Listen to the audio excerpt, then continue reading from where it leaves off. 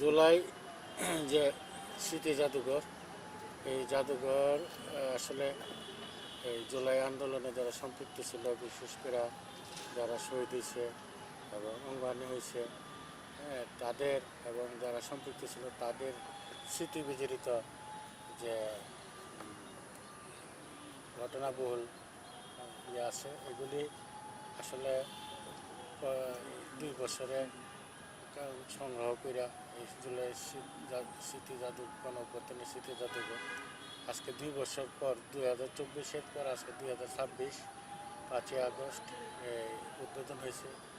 আমি এই জুলাই স্মৃতিঘর জাদুঘরের মাধ্যমে আগামী প্রজন্ম এই আন্দোলন সম্পর্কে জানবে। বিশেষ করে 16-17 বছর এই নরবিচার ফেসিস্ট হাসিনা সরকারের যে অপকর্ম, খুন গুম, তারপরে আয়নাঘর, তারপরে বিশেষ করে এই ক্ষোভের কারণে মাত্র 37 দিনে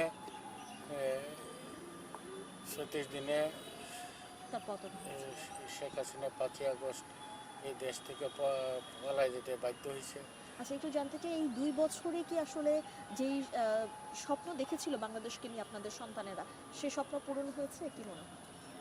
সেই স্বপ্ন আসলে পূরণ হয় নাই, আবার পূরণ হয় না যে এটা চূড়ান্ত বলা যাবে না, কারণ এর মধ্যে 1.5 বছর 18 মাস ছিল ইন্টারিম সরকারের সময়ে এগুলি বিশেষ করে যারা শহীদ হয়েছে, যারা আহত হয়েছে, অঙ্গহানি হয়েছে, এগুলি লিস্ট করা এবং এটার একটা প্রাথমিক রূপ ধারণ করতে করতেই 18 মাস গেছে। আর এই সরকারটা আসে 5-6 মাস।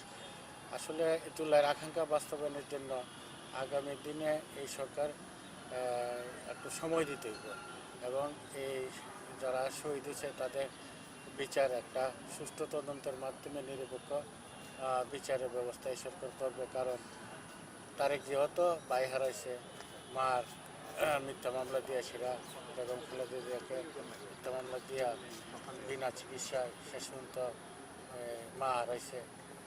এই সরকার আশা করি একটা নিরপেক্ষ তদন্তের মাধ্যমে একটা নির্দোষ ব্যক্তির জন্য হয়রানি না হয় সেইভাবে এই বিচার কার্য সম্পাদন করবে। আমি আশা করি আগামী 1 বছরের মধ্যে বিচার কার্য সমাধান একটা পর্যায়ে যাবে।